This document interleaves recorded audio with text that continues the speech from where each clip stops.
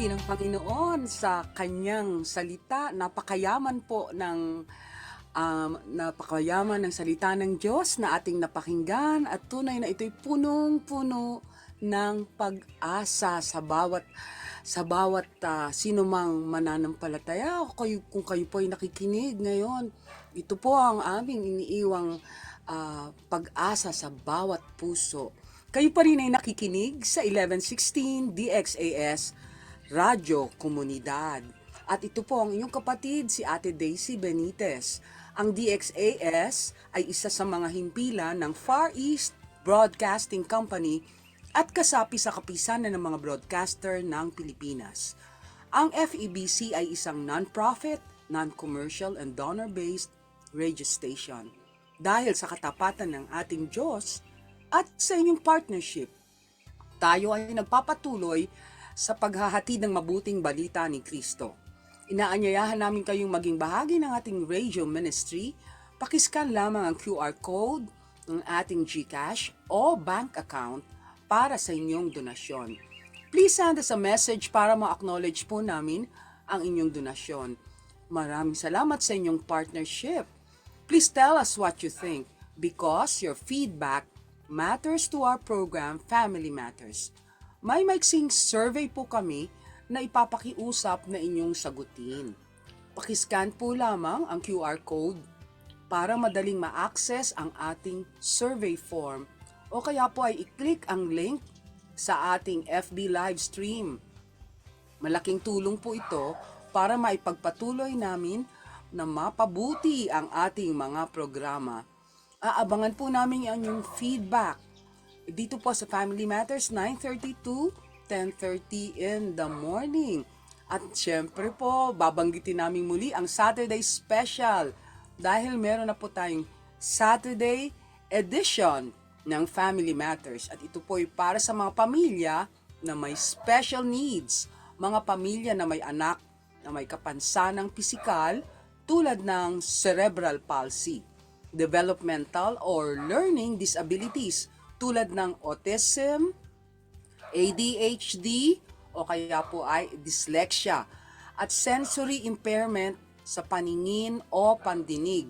Kung may mga kamag-anak po kayo o kakilala na makakapag-benefit sa programa natin, paki-invite po ninyo sila tuwing Sabado, Family Matters Saturday edition, 9:30 to 10:30 AM. Nako, talaga pong pagpapalain kayo nitong ating mga programa dahil these are tailor-made from the heart for you and for your needs to be met. Siyempre, huwag nating kakaligtaan.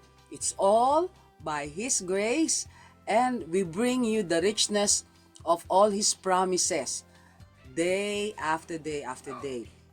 Sa pagkakataong po ito, ay ibabahagi ko po yung pong topic na when we release our children for responsibilities. Bilang magulang, this is so dear.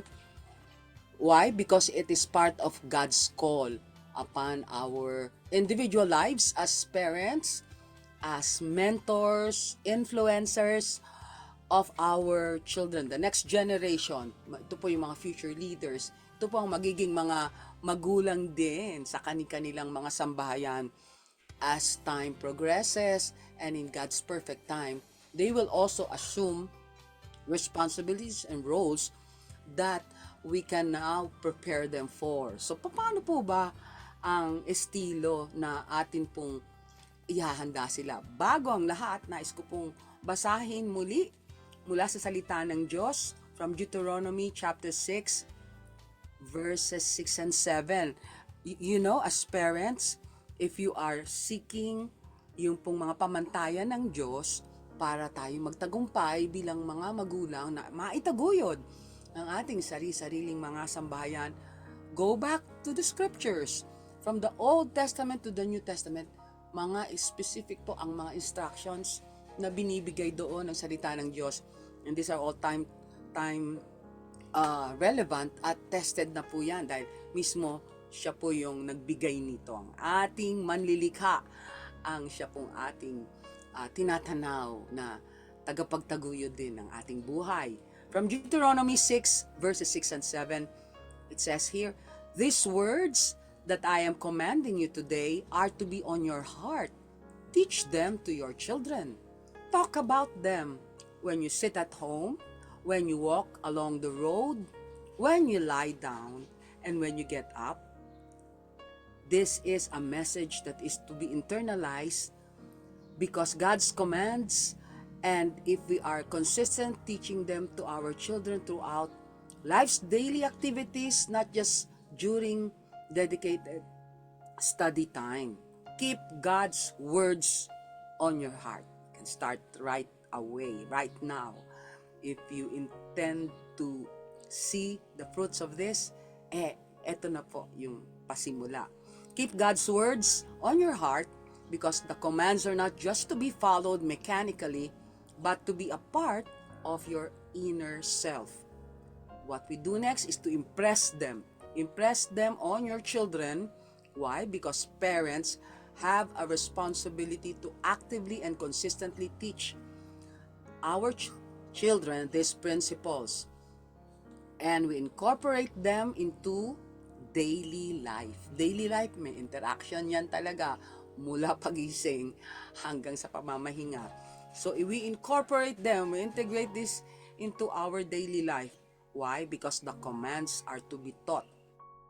To be taught and again to be taught. When you sit in your house, when you walk by the way, when you lie down, when you rise up, and this means talking about them all the time during routine moments like meal times, even when you're traveling, even before going to bed, upon waking. So, meron tayong dapat po na punahin dito na ito'y muling sasariwain, uulitin, baka maging, sabing ganun, we sound like a broken record. Well, if you incorporate this with love, with patience, and with long suffering, it becomes part of you. You become spontaneous. Hindi lang po parang nagre-rehearse, palagi nagre-rehearse o parang we come to them as nagging again and again. Hindi naman po. Pero dahil kaakibat po nung ating pagtuturo, ang pagtsatsaga, pagpapasensya, at mararamdaman nila dahil may kalakip na pagmamahal. Di po ba? We train them in the way that they should go so that when they are old, they will not depart from it.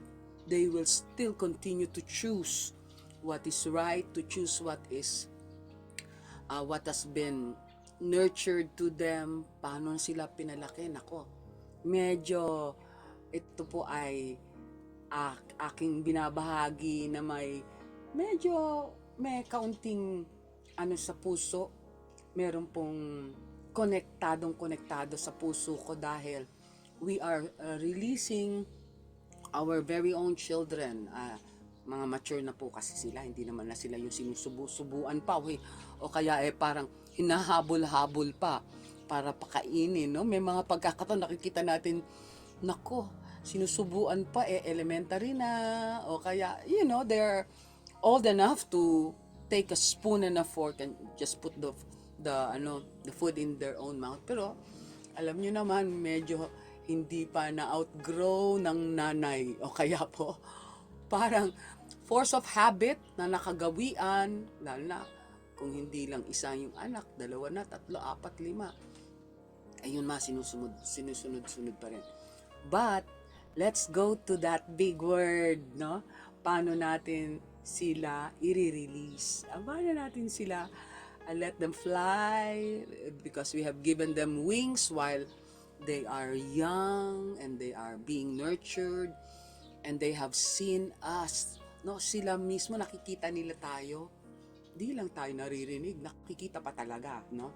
So eto na po yung how are we able to nurture them so that they will grow to become responsible later on when we are no longer there at their side. Pag hindi na natin yan nahahawakan sila, o kaya po medyo may distansya na, nagdidistansya na tayo, at yun nga po, unti-unti hinahayaan na natin sila na gumanap nung pong mga bigger roles and responsibilities at yung mga anak natin yun na, parang sinasabi na, okay, ah, kaya ko na to. Kaya ko na to, no? Pipidal na yan ng mabilis sa kanilang mga bisikleta sa buhay. O kaya po gagawa na ng mga desisyon, pipili na nila kung ano yung nagpapasaya sa kanila. So, we start with responsibility. No?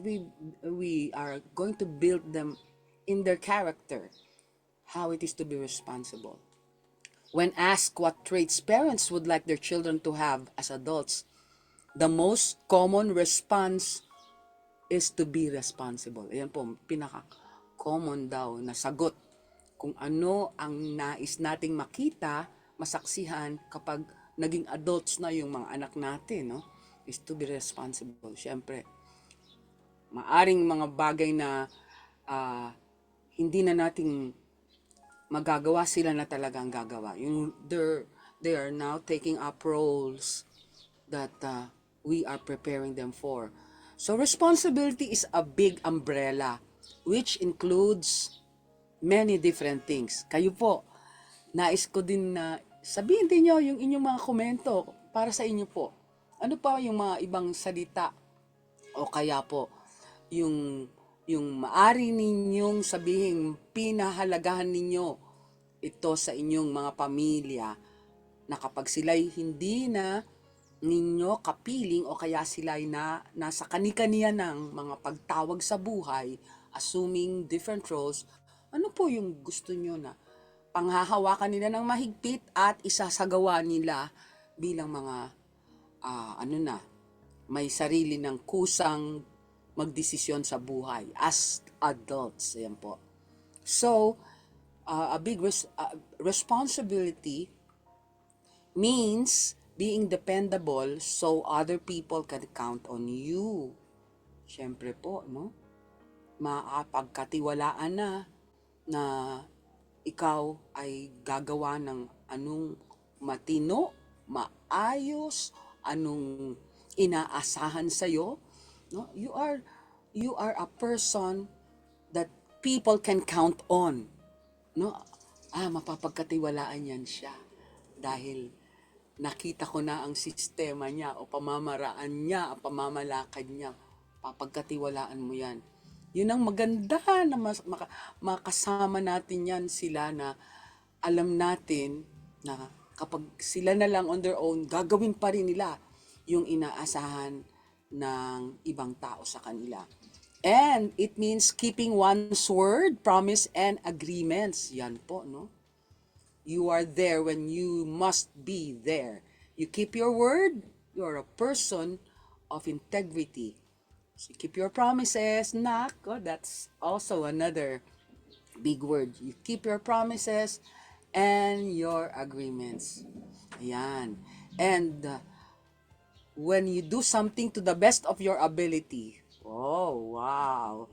That is really something that will allow respect to be given to you.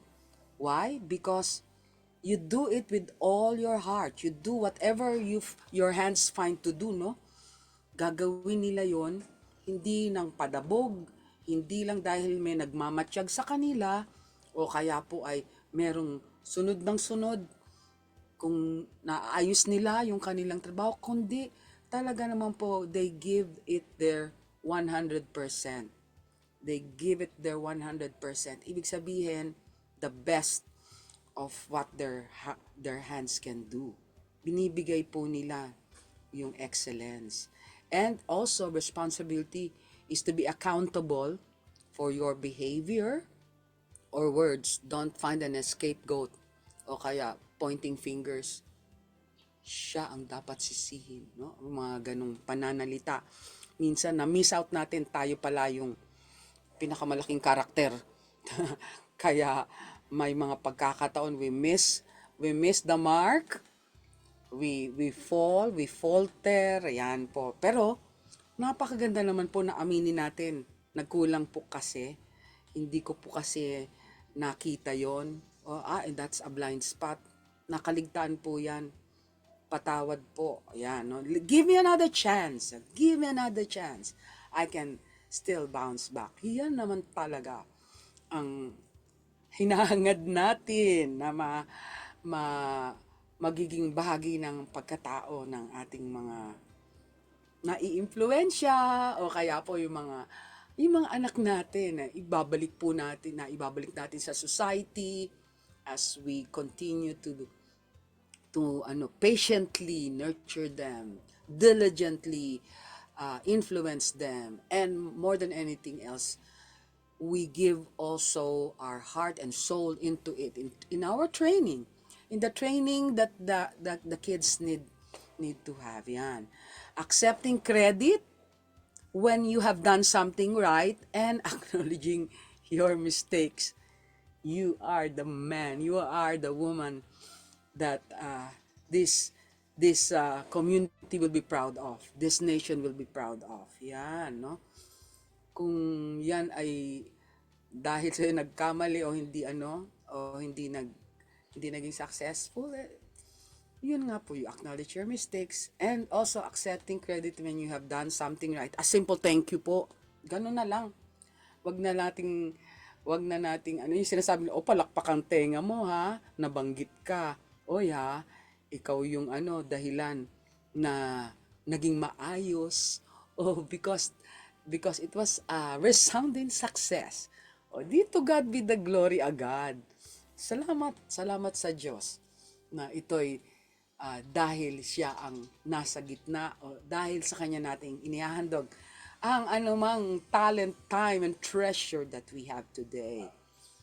And so being responsible can contribute immensely to wherever you go. Ayan po, no? Kahit saan po natin yan sila papuntahin, kung saan sila maghanap buhay, kung saan sila maglilingkod, kung saan nila ibibigay yung kanilang mga talento na they will be contributing to that community, to the society, and even to their very own family later. Nako, pagka sila naman po yung nagbi-build ng kani-kanila ng mga pamilya, di naman sila lilihis doon sa kung saan natin sila tinuruan, sinanay, at kung saan nila nakita na doon dapat mag-ugat ang kanilang mga pagpili sa buhay. So being responsible is the key to a child's success, both in school and in the world they grow up. May lakas ng loob na ang mga anak natin na these are the equipments, the tools, or the armor that they need to move in kahit na ano ang kanilang gagawin, kahit na ano ang kanilang pagkatawag dun po sa pamantayan na yon, kung saan sila na iugat, dun tutubo na po sila. So they become successful in their aspirations in life. Yan po, no? Walang halong pagkukunwari at walang halong yung parang magte-take advantage sa kahinaan ng kapwa, o kaya dahil sila yung may alam ng information na yon, gagamitin nila to their para sa kanila lamang selfish gain.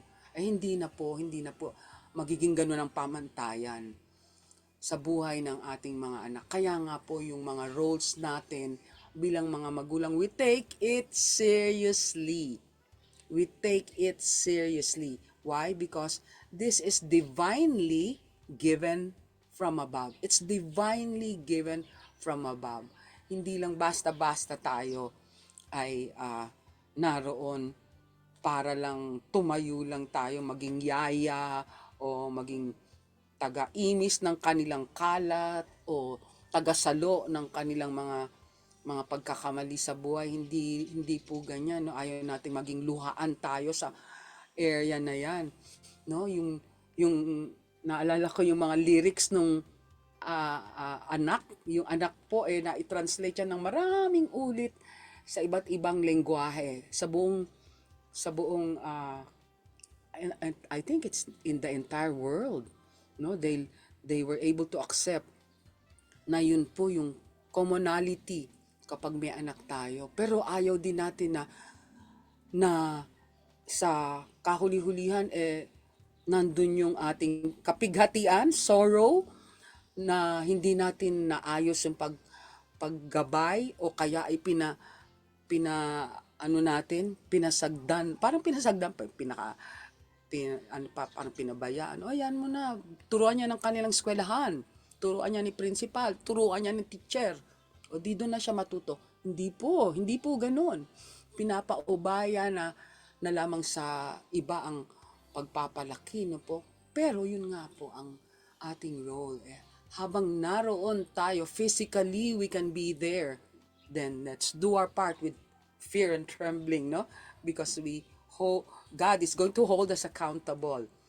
All right. So being responsible also includes learning how to take care of others, including oneself as well, as managing personal belongings, a school life, then a home, and eventually a job.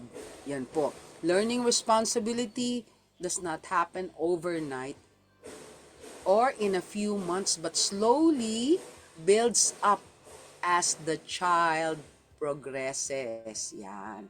So, yun po, no? Para din sa kabuluhan ng ating community at ng ibang tao at hindi lamang po pansarili lamang, because it includes managing school life, a home, and eventually a job. Yan, no? Na maging responsible yung mga anak natin sa kanilang mga roles and responsibilities. Okay, then, how do we teach our children responsibility? Ibabahagi po namin itong mga great tips para po nating mapakinabangan at maisagawa. These are to help our children how to take on more responsibility and grow up to be more confident. Yan, yung kumpiyansa na magagampanan nila yung role na yon dahil po na-train na po sila.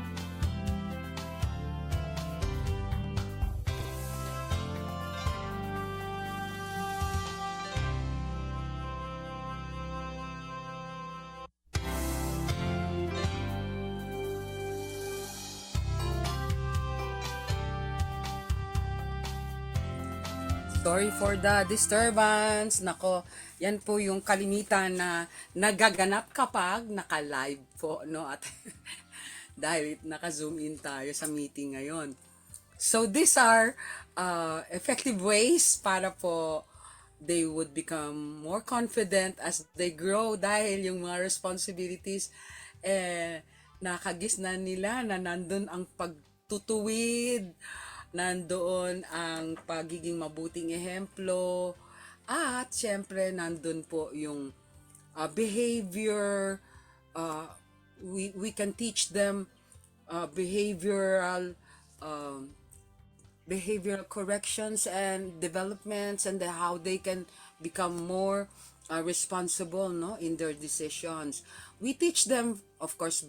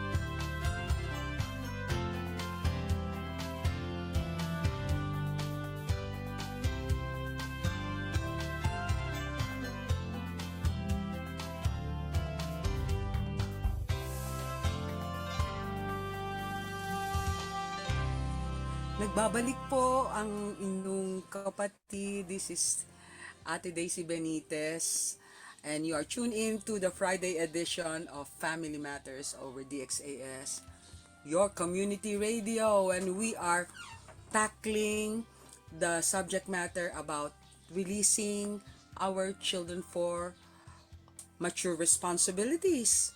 Ayan, kung nasa period pa rin po kayo na alalay talaga to the max yung ating mga anak, you just foresee that in the future they need to absorb all this training so that later on nakita nila that these things work. Yung tamang pag-imis, paghugas, pagsaing, at pagliligpit na. Yan po yung mga basic na necessities na kailangan po natin na i-train sila upang kahit nasaan sila, ang tawag nga po doon, kahit ibabala ka na sa kanyon, ma-reach mo yung destination mo, mararating mo yung nais mong puntahan sa buhay na ito, mararating mo ang iyong pangarap dahil nag-uugat na doon sa mabuting simula yung mga naituro sa iyo. Yan po. So for example, if you promise to take your child out for maybe shopping, o sasama nyo sa palengke, o kung mamamasyal kasama siya, ayan. So pagplanuhan po ninyo yan na hindi kayo masasabihan na sabi mo, ganito, ayan. Yung mga ganun pong pagmamaktol na anak natin, may katotohanan naman kasi na talagang kakapit sila dun sa yung mga binitiwang pangako mo, dadalhin mo ako. Yung mga ganun po, no? So, let's be people that keeps our promises. Naku po, malaking bagay po yan, no? In reality, it's very difficult to teach our children responsibility if we are not practicing it in our own life. It is much simpler and more effective to encourage your kid to make their bed if you practice the same time when you wake up na, di ba?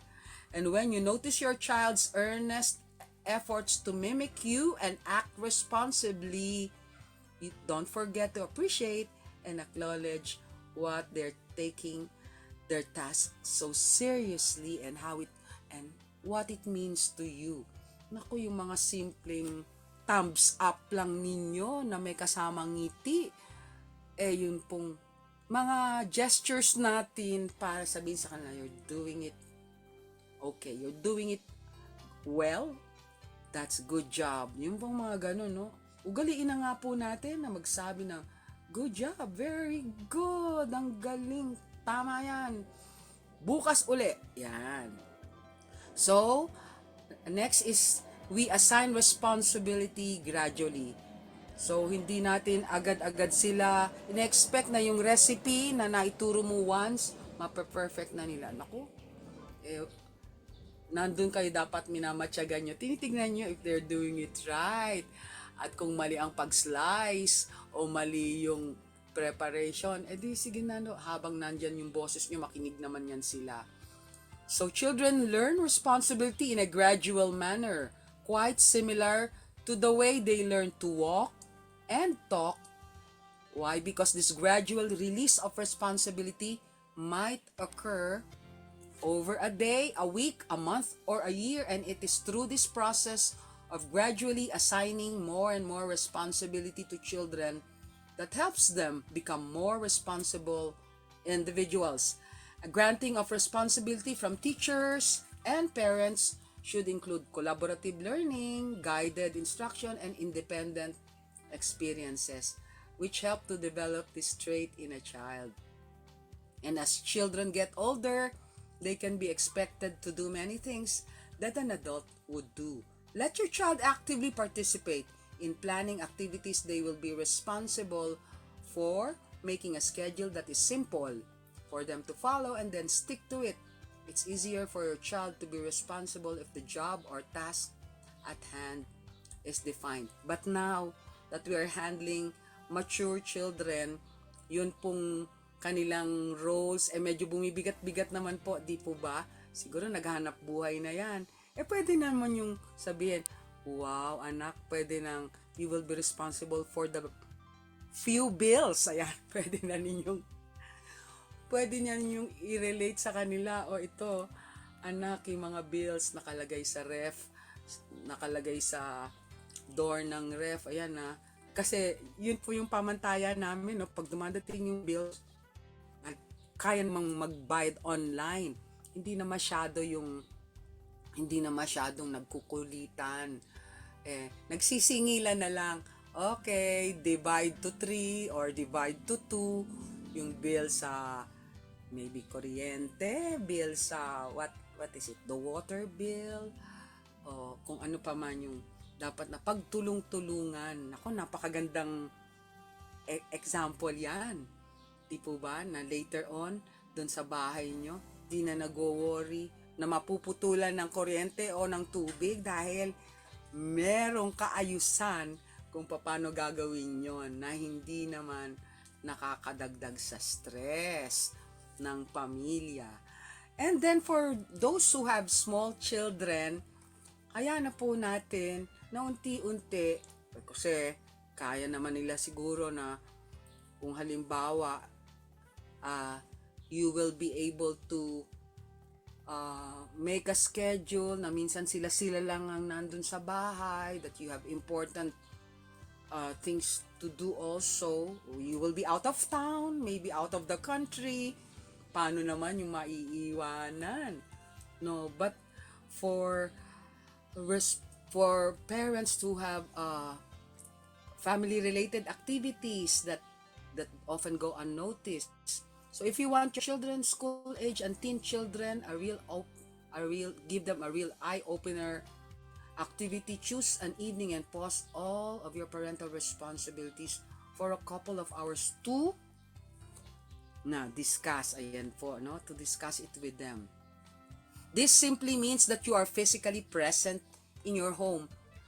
But if your regular activities would not permit it, sit back, talagang kailangan po natin to fight for this chance na mag-coordinate dun sa flow ng schedule sa bahay. So, it means that they need to do everything on their own: homework, chores, school projects, cooking meals, and anything else that you usually handle. Naku, praise the Lord, meron pong communication connection tayo moment by moment through our cell phones, pero use it para maging blessing po, hindi lamang maabuso.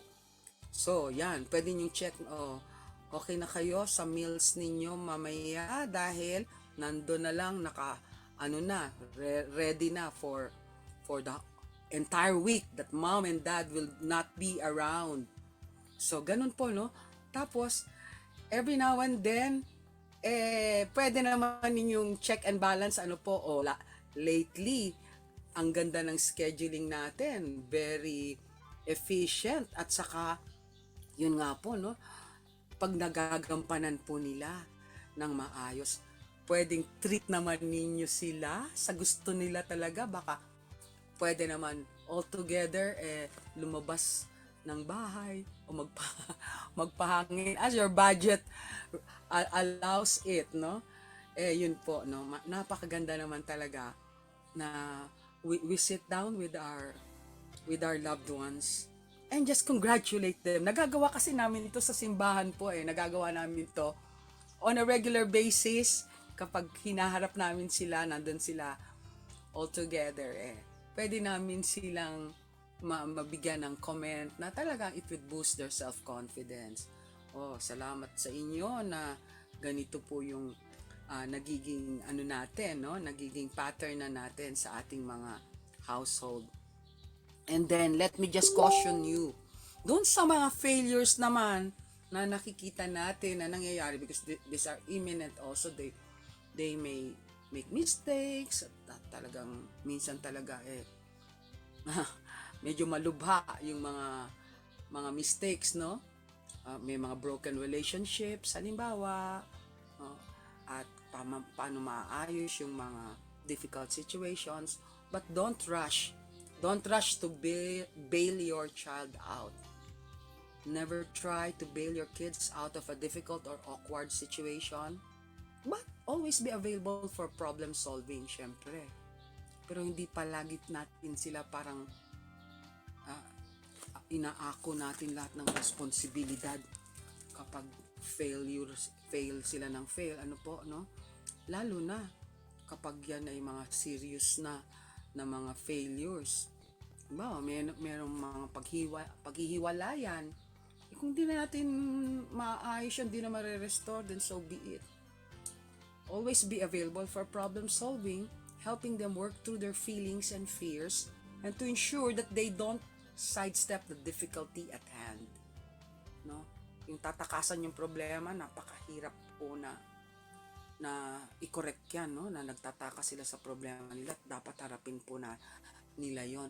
Kung hindi po natin yan sila nagabayan at the onset kung paano nila harapin yung problema, ipapasa palagi yan sa atin. Nako, tayo yung palaging nagiging savior, pero hindi po natin responsibilidad dyan na lahat ng problema nila ay aakuin natin.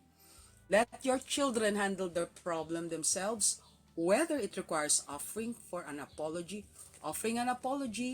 making amends in a more concrete way, and sometimes talagang papalitan nila ng kung ano man yung nasira, dapat palitan nila kung ano man yung mga reklamo na harapin nila. Yan po, ganyan. Alam nilang harapin kung ano man yung mali at kung may mga reklamo, tanggapin po yan. Parang there is such a thing as a complaint table sa mga establishments, dapat turuan natin ng mga anak din natin paano harapin yon. These situations are crucial in a child's life for many reasons. It gives them repeated opportunities to manage themselves through a series of uninviting situations. But as a parent, you should also understand that your constant rescuing is not really teaching them about responsibility. It will take a few instances to make your child realize their mistakes, but once they learn to reflect and realize, it could help them make better decisions as they age. So what is the bottom line? The bottom line is that children will be responsible to the degree that adults who support them allow them to be. So these are strategies that guarantee to increase your child's responsibility or their concept perspective of facing child-appropriate responsibilities. Releasing children with grace is about trusting the process, letting go of control, and embracing the unknown. And let me just end this with this perspective coming from my heart. We let go of expectations. We release our children from our own dreams and expectations and let them forge their own path. At this point in our lives, yun pong nakita namin na hindi pwedeng yung aming mga pangarap ay ipapasa namin sa aming mga anak at sila yung gagampanan nila. Sila yung gaganap nung mga pangarap namin. Pero hindi po naman ganoon. Alam po ninyo, mas sigit na mataas naman ang mga plano ng Diyos. So kung hindi man ma-fulfill yung aming ginugusto na aming pinapangarap sa kanila, let them be. Just release. Full trusting the Lord. Release them. Release them with grace. Release them with your blessing. Release them with peace. And let God just allow the Lord God to fulfill His plans. The Lord's own plans are excellent. His own plans are higher than our own plans. Pero ano po, as a parent who has learned to trust God, we also trust the foundation that we have built for them. We trust that we have chosen the best foundation that is built upon the rock. Okay? Trust that you have given them a solid foundation, and then they will now make their own way, and just allow that journey that they have chosen, that it will be in the hands of God. It will be in the hands of the living God. We embrace their individuality. Hindi yan sila pare-pareho, iba't ibang personalidad yan.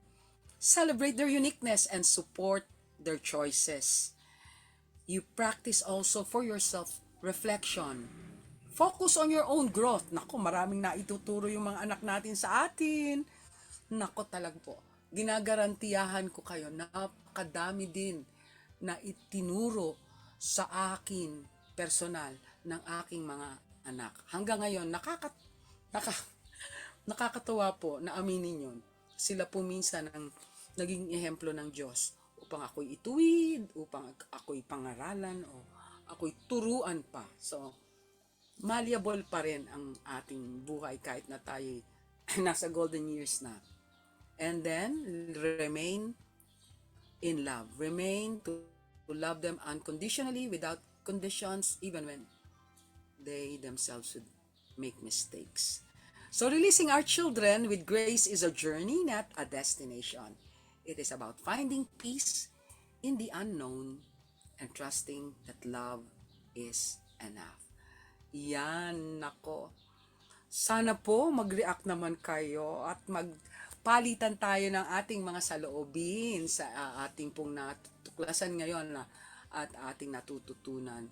Mga minamahal na mga kapwa magulang, our influencers and mentors in their own homes, allow me to lead you in a word of prayer to continue to let go and let God allow Him to continue the things that we have planted in the lives, in the hearts of our own children, to grow with Him as our supreme ruler and with the Lord as our co-parent. Let's go to God once again in prayer. O Diyos, Ama sa langit, napakaganda ng plano mo para sa pamilyang Pilipino. Panginoon, napatibay mo at lalo mo pong pinalalakas ang pundasyon ng bawat tahanan. At nais namin ikaw ay patuloy na mabigyan ng kaluwalhatian. Panginoon, ang iyong mga pangako ay patuloy na magniningning sa aming puso't kaisipan. At salamat na ang tagumpay ay para sa iyo. Ang tagumpay na mapalaki ang aming mga anak, at ngayon nga ay amin na silang nire-release ng may pagmamahal, ng may buong pagtitiwala sa iyong kamay. O Diyos, ito po ang aming pinipiling landas na alam po namin na patungo sa iyo ito. Ikaw ang simula at ikaw ang wakas. At Ama, sa ngalan po ng bumubuo ng aming pong programa, nais namin iangat muli ang bawat pamilyang Pilipino sa iyong mga kamay at isuko ang lahat ng mga magulang, ama at ina ng tahanan sa iyong mapagpalang kamay. Let your kingdom come and your will be done in every Filipino family as it is. For your glory and honor, this is our prayer. Amen and amen. Salamat sa aming mga technicians. Nako, mga kaagapay namin sa aming programa. Ang Family Matters po ay sumasahin pa po 9:30 to 10:30, Monday to Saturday. At sa ngalan po ni Pastor Carlo Benitez na ngayon ay abalang-abala doon po sa closing program sa Recodo, ako po si Ate Daisy Benitez na bumabati sa inyo ng buong puso, buong kagalakan at buong pagtitiwala na kapag si Jesus ay nasa kalagitnaan ng bawat pamilya, tiyak na may matibay na pamilya. God bless us all!